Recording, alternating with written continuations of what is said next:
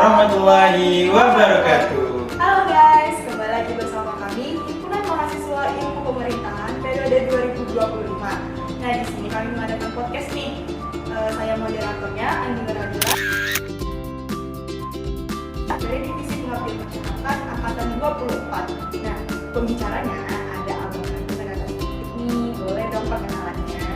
Halo, saya Muhammad Adi Puwanto dari Divisi Minat dan Bakat, saya Angkatan 23. Halo, nama saya Sukmana Mandeva Prasangku Bolon. Saya mahasiswa Ilmu Pemerintahan 2024, Divisi Kaderisasi dan Organisasi. Di sini ada Mas Adi yang bisa dipanggil ya, Mas Iya. Adi dan juga Kak Wana. Iya. Nah, kalau boleh tahu nih ya, kenapa kalian pengen banget masuk ke organisasi nih? Kalau boleh tahu, saya pengen tahu dari Kak Wana dulu deh. Oke, menurut pendapat pribadi, kenapa saya mengikuti organisasi?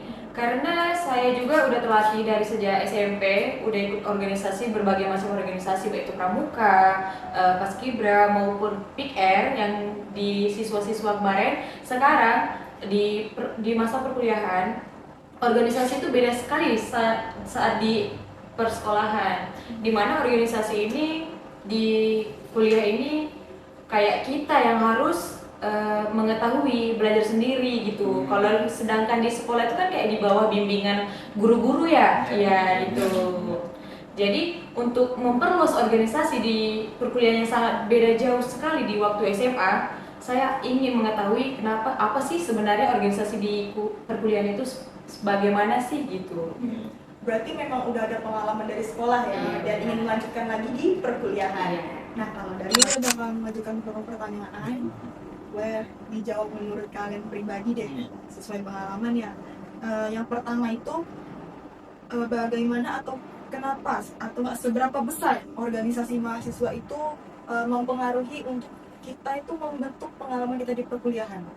Seberapa besar efek dari organisasi mahasiswa itu? Siapa dulu nih? Mau jawab berdua atau sendiri-sendiri? Sendiri-sendiri aja deh. Kalau tadi dari Kak Wana, sekarang saya mau dari Mas Adi. Boleh.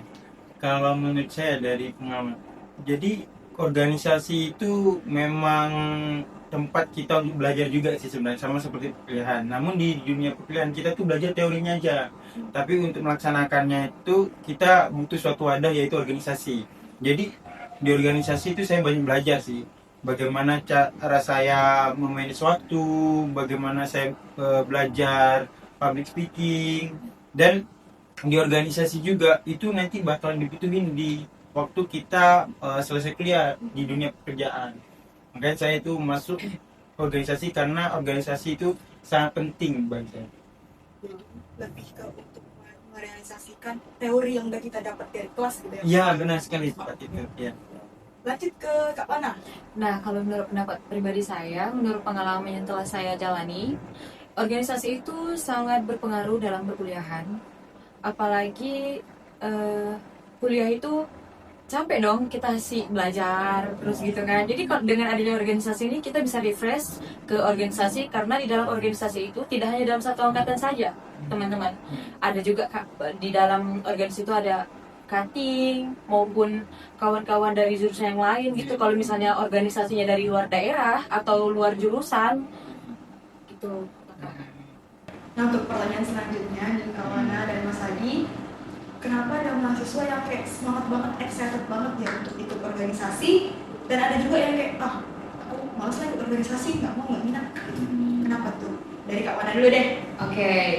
Pertanyaan ini sangat wajar teman-teman kalau di dalam dunia organisasi. Kenapa tuh? Kalau misalnya kita bahas yang mau dulu ya ikut berorganisasi atau berpartisipasi gitu dalam organisasi, mungkin mahasiswa tersebut atau orang itu dia pengen menambah relasinya, kayak menjadikan diri dia motivasi bagi orang lain maupun dirinya sendiri. Terus berbagi pengalaman juga itu bisa masuk ke motivasi. Terus yang kedua, dia pengen memperbanyak relasi, baik itu di dalam kampus maupun di lingkungannya, apalagi kalau dia sudah terjun ke lapangan.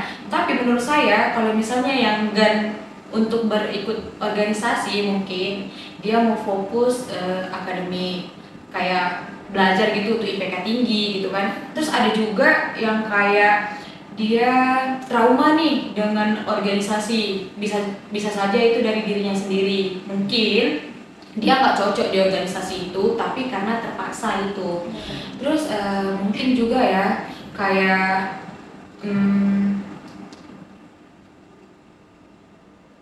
mungkin itu aja deh. Berarti kalau bisa disimpulin tuh ya, kalau saya setujunya dari yang kenapa pengen ikut atau semangat banget, excited banget itu menambah relasi sama pengalaman Kak Wana, itu benar banget sih. Dan kalau yang enggak, itu menurut saya kalau saya simpulin dia belum bisa keluar dari zona nyamannya. Oh iya benar juga teman-teman. Ya kan? Makanya dia kayak males ikut organisasi, capek gitu. Iya juga sih. Nah, dari Mas Adinya gimana? Kalau menurut saya ini pengalaman saya pribadi nih, karena saya juga punya teman kan dalam organisasi. Jadi kenapa ada yang mau organisasi kayak saya nih? Karena saya itu pengen belajar. Nah, teman saya kenapa nggak masuk organisasi? Karena dia punya kepentingan pribadi. Seperti dia itu juga kerja, jadi dia juga sulit untuk membagi waktu untuk organisasi dan kerjanya. Dan dia juga bilang juga kalau seandainya dia kerja sama organisasi, dia itu kayak takut nggak bisa menjalankan organisasi itu sepenuhnya, setengah-setengah jadinya. Jadi ya ada yang kepentingan pribadi, jadi dia kurang bisa manage waktunya. Jadi, Berarti dia belum bisa memanage waktu antara mungkin untuk kuliah sama untuk beryang pribadi, yang dia belum bisa. Nah, pengalaman yang paling berkesan selama abang dan kakak berorganisasi. Kak Wana kan satu periode, ya. Mas Hadinya 2 periode. Saya pengen dengar dari Kak Wana yang dulu karena 1 periode. Karena kalau kayaknya Mas Hadinya agak spesial karena 2 periode, panjang nih waktunya. Oke, menurut saya selama pengalaman saya duduki dalam 1 periode, pengalaman yang sangat berkesan itu ketika pengabdian masyarakat. Dimana kemarin pengabdian masyarakat tuh kami terjun ke panti asuhan, dimana banyak-banyak sekali anak-anak kecil maupun seumuran saya di sana ada, kami di sana bertukar pikiran, sharing session gitu kan. Terus banyak aja gitu juga relasi untuk diri saya sendiri. Lebih dekat sama masyarakat ya. Benar, iya. Nah, waktu itu saya juga sebagai anggota di divisi pengabdian masyarakat. Nah, di sana itu anak-anaknya excited banget waktu kami ajarin. Nah, kalau Kak Wana ini dia bagian sosialisasi tentang perkuliahan untuk anak-anak SMA-nya. Ya nggak Kak Wana? Iya benar. Selanjutnya tuh pengalaman saya yang berkesan yang paling berkesan banget. Saya kemarin tuh kurang berani lah untuk berbicara di depan gitu. Tetapi karena ketika saya sudah menjadi ikut organisasi, saya belajar untuk menjadi seorang MC di mana yang diajarkan oleh kakak-kakak tingkat gitu. Jadi sekarang saya tuh udah berani lah gitu untuk berbicara di depan sebagai MC pada kegiatan organisasi apapun itu. Bagus sih. Nih kita dengarkan dari Mas periode. Kalau saya periode yang pertama itu saya tuh masuk di divisi kajian dan isu strategisnya, yang dimana divisi itu kita tuh harus melek tentang berita-berita terkini tuh tentang pemerintahan. Nah, di situ saya ada mengadakan kegiatan yang namanya ngobrol sekitar isu. Jadi yang dibahas itu tentang AI itu digunakan oleh mahasiswa. Jadi kalau di divisi itu kita memang selalu harus berkembang tentang berita-berita terkini sih. Nah, di periode yang ini saya itu masuk di minat dan bakat. Nah, ini saya kali ini karena di sini ya pengalaman yang paling berkesan banget di divisi minat dan bakat ini, saya itu jadi koordinator yang dimana saya adalah ketua pelaksananya. Keren banget. Dan acaranya itu bukan hanya seilmu pemerintahan, tapi sevisip. Nah, itu yang namanya itu visip bergema. Itu saya mengadakan untuk seluruh umrah dan berbagai fakultas itu banyak mengikuti. 16 tim mini soccer, banyak tim yang ikut. Jadi harus saya itu banyak belajar menghandle berbagai tim, dan saya itu kayak belajar bagaimana tuh menjadi seorang pemimpin untuk acara tersebut. Jadi kayak pengalaman di organisasi itu sangat berpengaruh bagi saya sih. Bangga ya Mas Adi? Bangga banget kalau saya. Kalau dari periode 1 sama periode 2, mana yang paling bangga dan mana yang paling upgrade dari diri Mas Adi? Menurut saya dua-duanya itu sangat-sangat bermakna bagi saya. Yang pertama kajian dan isu strategis itu saya itu belajar melek tentang berita terkini. Di minat dan bakat saya itu membuka wadah untuk mahasiswa untuk mengembangkan bakatnya. Jadi menurut saya dua-duanya sangat berkesan bagi saya. Emang spesial. Spesial banget organisasi Bangga. ini. Panjang ceritanya. Iya. Bangga organisasinya Mas Adi. Nah, yang selanjutnya itu aktif di organisasi mahasiswa itu berpengaruh nggak sih untuk masuk ke dunia kerja? Nah, jawabnya bareng-bareng. Waktu saya bilang 3, jawab bareng-bareng ya. Oke. Ke kamera, oke? Oke. 1, 2, 3. Iya. Oke, boleh dong dijawab Mas Adi? Kalau bagi saya ya karena di organisasi itu kita belajar tentang pengalamannya. Terus kan di dunia perkuliahan hanya teorinya aja nih. Terus menerapkannya ya saya di organisasinya. Maka dari itu di dunia pekerjaan sekarang itu yang ditanya itu pernah ikut organisasi nggak dan pernah ikut kegiatan apa aja. Itu sangat berpengaruh. Makanya teman-teman yang nanti masuk kuliah dan sebelum lulus saya sarankan organisasi dulu karena kalian harus mencari pengalaman. Oke, benar. Sama juga pendapat saya dengan pemikiran Bang Adi.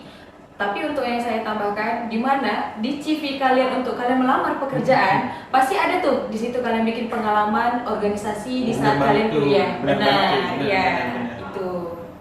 Berarti kesimpulannya itu penting banget ya teman-teman karena bisa untuk menambah di CV kalian. Terus juga tadi pertanyaan pertama untuk menambah relasi kan. Iya. Benar, Dari benar. relasi Nah, ini juga soft skill juga Iya, soft skill. dilatih Paling di utama. organisasi. Iya. Jadi organisasi itu sangat penting.